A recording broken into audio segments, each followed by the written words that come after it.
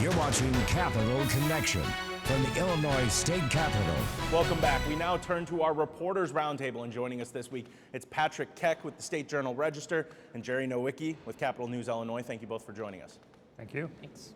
It's been about 3 weeks since the end of session, and I really wanted to just sit down and talk about the things that didn't get done, the loose ends, the things that will continue to be talked about throughout the rest of the year. And I think we'll just start with the budget items in particular. Jerry, when we're hearing all about all of the line items, all of the budget, everything like that, we're hearing about these things that the state may have just pushed down the road. There's an AFSCME contract. There's just the general question of what the revenue numbers are going to look like. That was a lot of the criticism we heard. As you're moving forward with the great budget coverage you've already done this year, what are you really going to be looking out for?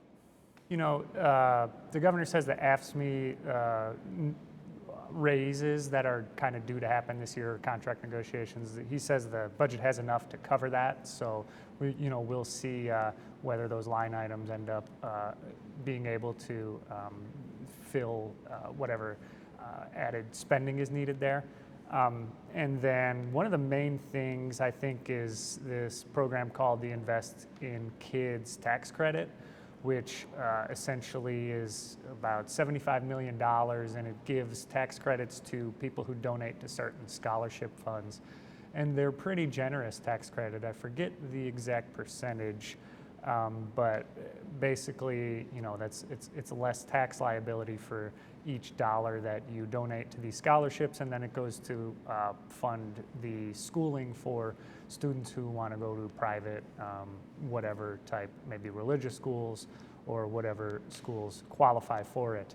So that was not included in the budget for this year, which is usually about $75 million, and then the program itself is scheduled to sunset in January 2025. So they kind of need to decide whether they're going to dedicate some type of revenue towards that. I don't know if it's going to come from what could be a potential current year surplus that is able to fund it going forward. But whether they want to alter the amount of credit that the donors get for giving to that program. And Patrick, there was so many different legislative issues that went through this year, but it also just seemed like a quieter year in general here. There wasn't that big, splashy, progressive policy that we've seen in the Capitol the past several years. But there were also some things that just didn't get done. And I wonder what you're going to be looking at as you move forward into the summer, into the fall. Is there anything you're following to see if they may try to follow up on it in a veto session or to see how it's renegotiated later on? Yeah, I recall in April there was a bill advancing out of the House. It was a bipartisan vote, 90-20, something along those lines. It was a bill that would regulate cryptocurrency, more specifically digital assets. And when there was a good deal of bipartisan support, my indication, or at least I thought, it'll move through the Senate relatively easily. It didn't advance out of, I believe it was the Senate Executive Committee. So I've been in contact with lawmakers, try to see where things stand. There was a little bit of opposition with credit union. They were a little uncertain how this would affect them because so much of what they do is online. So amendments have been made. There's still, though, opposition from crypto groups. They believe this will kind of stifle innovation moving forward.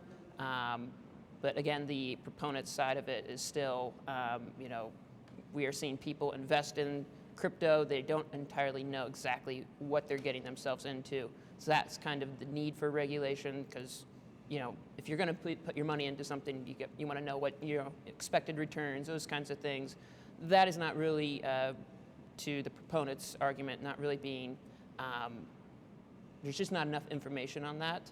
Another bill that was mentioned, and it was just actually introduced, I think one of the last 2 weeks, it was regarding pension reform.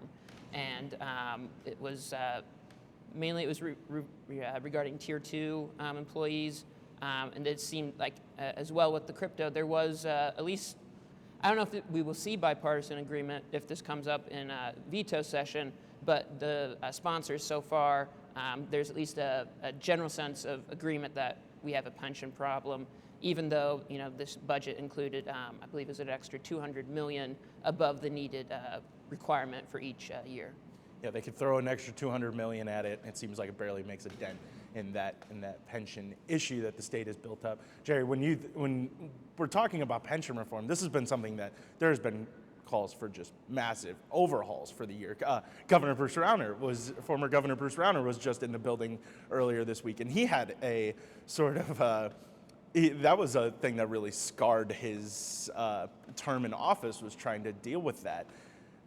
What do you have?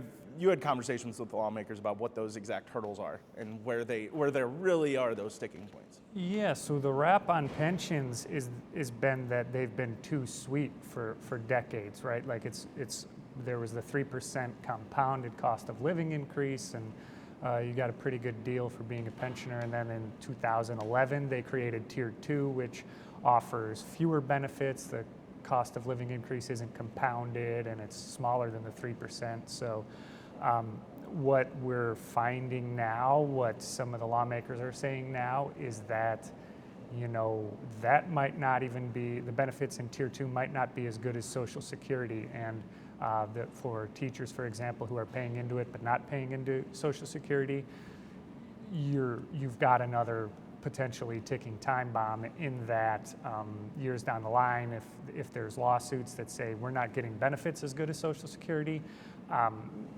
the state's going to have to pay out to make good on the benefits that they must be giving under federal law. And if they're not giving that now, it's going to be another massive chunk of unfunded liability. So what the Tier 2 fix that's being considered, I think there's a long way to go on it, as Patrick kind of indicated, but it's making the Tier 2 more in line with what you'd get if you paid into Social Security. There's this interesting part of all this with those policy negotiations of when it actually comes to the forefront. And like you both have indicated, there's a whole lot more to do in this regard, but just the idea that this is kind of slightly forward-facing, they've brought it out and said this is something we're working on, is a pretty significant step when we're talking about the idea of pension reform. Normally it's talked about as this sort of big, ambiguous monster in the closet kind of thing. And Jerry, you've had a little bit more experience covering this area. Were you surprised with the steps that at least were already taken in this regard? I don't know, because it's not the pension reform that reformers think of when they think of pension reform. You don't think increasing the benefits for the people in the system as an effective reform. So it is a little bit,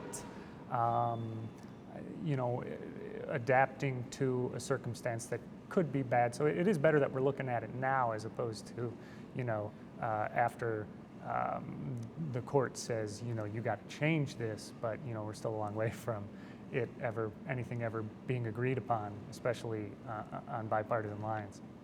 I know there were so many different programs introduced in this budget. Obviously, all of the different education components, and then the homelessness initiatives as well.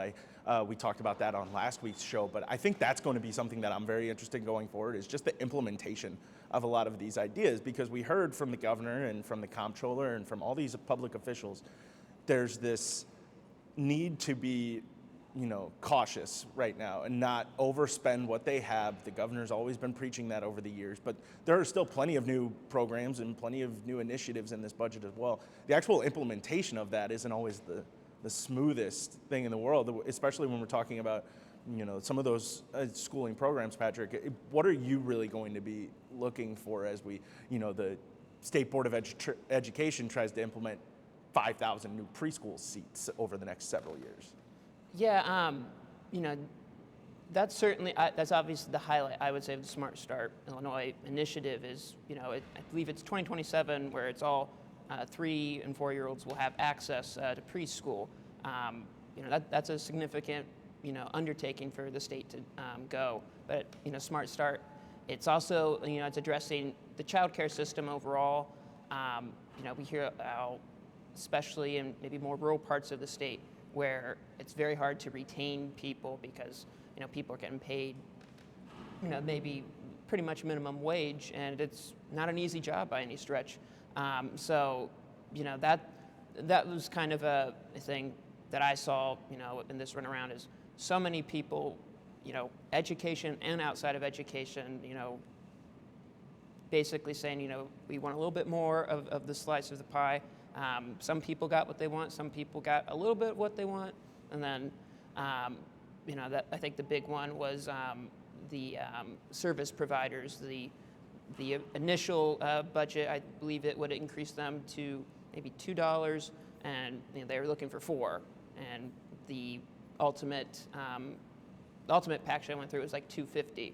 So a little bit better, but still this just seeing that budgeting process in general, seeing the like so many people, so many rallies, is what I experienced. Just so many people. This is what we need, and as the state is trying to be cautious with its finances.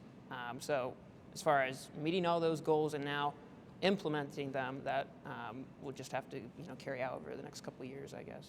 All right, before we go, I'm going to use both of you to tease ahead to our next segment of the show. This week we got to take a tour of the renovations here at the Capitol. All 7 floors of the North Wing, including the basement, being basically ripped down to the studs and is being rebuilt to be historic proper, is what the Capitol architect used to say. We knew about this. We've obviously known about this project, but to see it firsthand, I'll let Jerry start here. Jerry, what were you thinking about as you're walking through all the construction? It was just kind of all the eras of state government that have gone through this building, all the eras of construction that have gone through the building. We saw, she pointed to materials. She's like, that was probably added in the 70s. Oh, when they renovated in the 70s here, they probably didn't get this deep because they didn't spray the fire retardant spray on there. So it was just sort of all of the steps along the way that have made this building what it is were sort of deconstructed to a point where you're just taking it all in at once, which was pretty cool. Yeah, Patrick, you haven't been around the building very long, but to see all of that, I think you said you hadn't even been in the Senate before. That's It's been correct. shut down for the past year. Yeah. To see all that from your perspective, what was that like? Well, there's a couple of new pieces of information that I've collected. I was not aware of the removal of the mezzanines. That seems like, again, I guess that was an implementation of the 70s improvements, and now, they want it to be pretty much, give it that historical feel. This is what it was like early days of the Capitol. I'm also kind of interested to see, I believe it's the basement floor where they're going to have a welcome center. I believe there's going to be like a video kind of make it feel like a mini Smithsonian, I guess. Yeah, it's like a whole visitor center that they're going to be constructing on there. Yeah, so and we're looking at return to the Senate chambers in 2025. I guess my first thought with that is it felt much smaller than I thought it was going to be, the Senate chambers. So that's, I guess, my takeaway.